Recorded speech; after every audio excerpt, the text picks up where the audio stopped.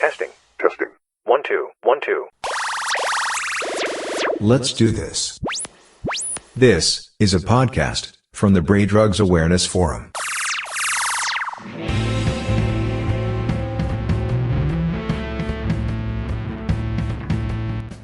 Hello, I'm Ger Rowe of the Drug Education Project at Bray Youth and Information Service, working on behalf of the Bray Local Drugs and Alcohol Task Force. In this podcast edition, we'll be taking a look at the role and operation of the task force.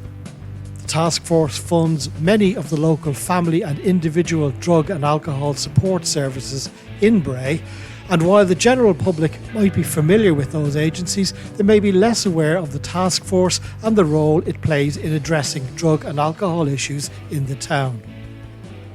So what is the task force? Who is involved with it? And what is its role?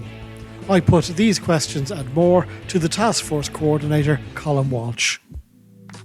My name is Colm Walsh and I am the coordinator of the Bray Local Drug and Alcohol Task Force. The task force is a combination of people from the community of Bray, from the voluntary sector, the community sector, and the professionals who work with the state institutions. So my job as coordinator is to bring together these people, to listen to them, to talk through ideas, and to take those ideas and put flesh on the bones, as it were, of them.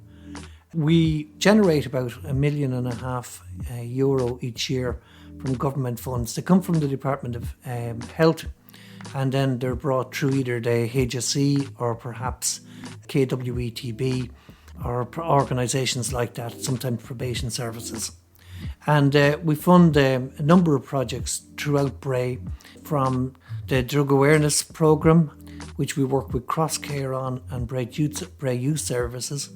And then we also would work with in the schools with Headlamps and Bernardo's, and we would work with in the community up in Ballywaldron and areas like that, as well as the more frontline services like BCAT, Bray Community Addiction Team, and the DASH programme, which is the only traveller-led traveller addiction programme in Ireland, actually. There are a number of drug and alcohol task forces in operation around the country. When were they first established? But the task forces came into being as a political reaction to what was seen as the heroin crisis at the turn of the century. So initially there was a number of task forces set up in Dublin, and then Bray came on stream in the second set. They were a response to the heroin epidemic and were focused on areas with the highest heroin treatment programmes in the country.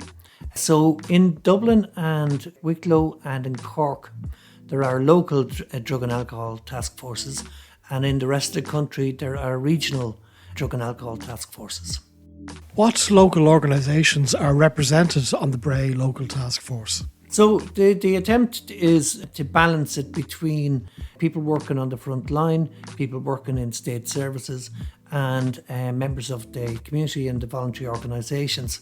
So we would have representatives of Bray Youth Services, and from the community, from the Public Participation Network.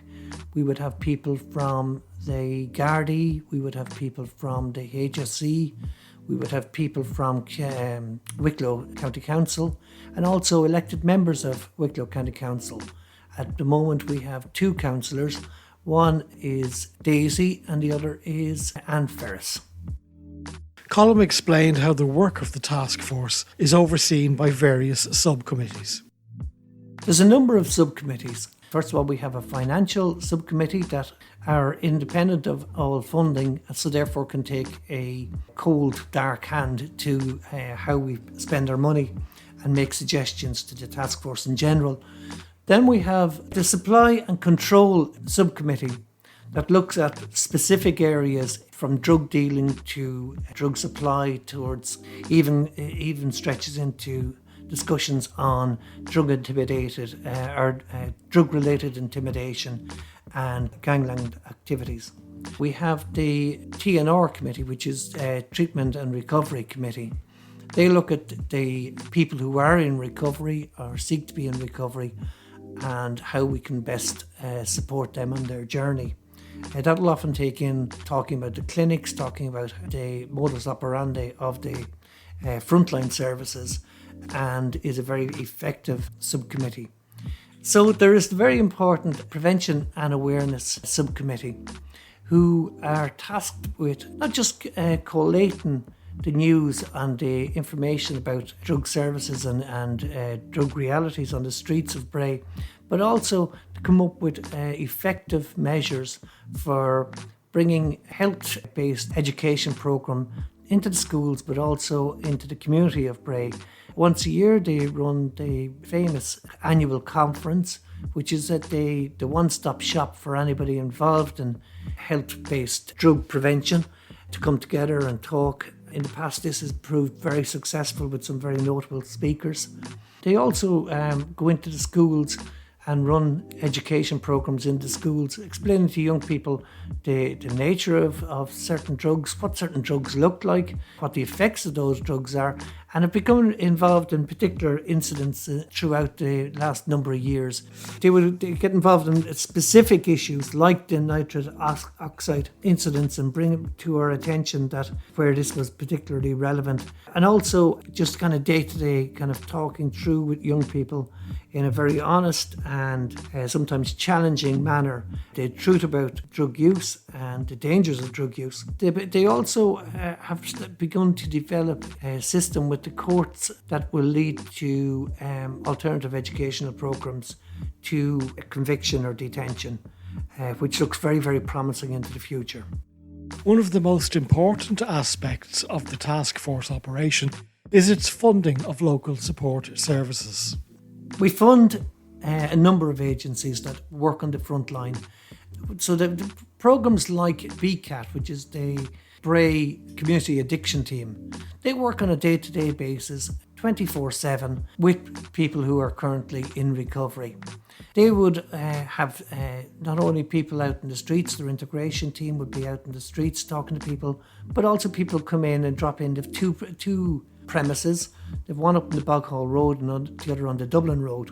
And everything from needle exchanges to counselling are available through BCAT. The drug landscape in Ireland changes continuously, often influenced by activities in foreign supply markets. I asked Colm to outline the current challenges for Bray. Well, in the 2022 figures, crack cocaine was again the largest proportion of issues for people who were reporting for treatment. Alcohol was the single largest area of addiction. However, when the narcotics were broken down into each particular drug, crack cocaine was the largest issue facing people looking for in treatment in Bray. There's probably at any one time over 300 people in treatment in Bray. However, that figure is only a very small snapshot into drug use in Bray, as people who are recorded are the people who go through the official system. So people who go to private clinics or private counselling will not show up in those figures, or people who are effectively getting on with their life with an issue with drugs, but it's not interfering yet to a point which they've sought treatment in the public service. Other issues that are coming up in Bray, there is an issue in Bray about drug-related intimidation. A number of issues have come with assaults and attacks on people's homes. This is a very worrying thing. In our last annual report, we gave evidence of a young person who had taken their own life, but the family were pursued post-mortemly for the debt that was owed. So it's quite serious. Into the future, we will introduce the DRIVE programme, which will look specifically at this and hopefully offer opportunities to people who are trying to make sense of this very difficult situation. Nationally, crack cocaine and cannabis are two of the most reported problematic drugs in the country. Are they also a problem in Bray? Well, the indications are that crack cocaine use in Bray is high. There's been a number of arrests for possession, and crack cocaine was the principal drug there. Obviously, there's still, I mean, it's almost forgotten about now, but for many people, cannabis still is an issue and is a health-related issue. Many young people try cannabis and that's fine and they get on grand with the rest of their life. However, there is that number that don't come out the other side quite as easily. And we have people presenting with psychotic episodes or potentially the start of long-term mental health issues. Recently, the Citizens' Assembly on Drug Use voted on recommendations to make various changes to Ireland's current drug policies and strategies. Are we now going to see some dramatic changes? I'm not sure they're going to change that dramatically. The Citizens' Assembly returned 30 suggestions, of which the main one was that we took a health-focused approach to the issue of drugs in Ireland. The truth is that the Drugs Policy Unit in the Department of Health, under their own policy, have always taken a health-first approach. So that won't be that dramatic a change. The decriminalisation of illicit drugs, that's a subtle one and it's an important one. It's not the legalisation of drugs, it is the decriminalisation. And the important difference there is that if somebody is arrested in possession of drugs, treatment will be offered and it'll be an approach of, well, let's try deal with this rather than let's lock this person up. However, the selling of drugs will remain illegal and will remain a prosecutable offence. So I think it's a good move forward. I suspect there's the political will to take it on board. However, it's a far cry from the legalisation of drugs, which I can't see happening anytime soon. Finally, accepting that the Citizens' Assembly recommendations are going to result in changes in the way that task force funded organisations provide their services, are you confident that adequate resources will be put in place to deal with those changes? I think that's our job. I think it's our job to keep fighting for that. I think it's our job to make sure that's the shouting we're doing. We're shouting about, look, let's get the supports in place. Let's help people. And I think that, I think that we were so lucky here in Bray. We have sitting at the same table, we have youth workers, we have people from the travelling community, we have the Chamber of Commerce. Absolutely unique in Ireland. It is the broadest coalition of people, all towards a single purpose, which is trying to help out the health of people affected by drugs and alcohol. I think that's an important voice, and I think and our job is to make sure that voice maintains being heard. This is a podcast from the Bray Drugs Awareness Forum.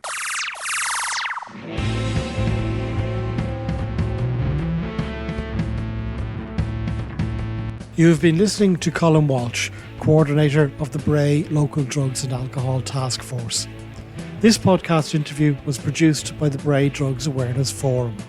You can keep up to date with our activities by searching for the Bray Drugs Awareness Forum on Facebook or YouTube, or by emailing braydrugsawarenessforum@gmail.com. I'm Ger Rowe. Thank you for listening. This is a podcast from the Bray Drugs Awareness Forum.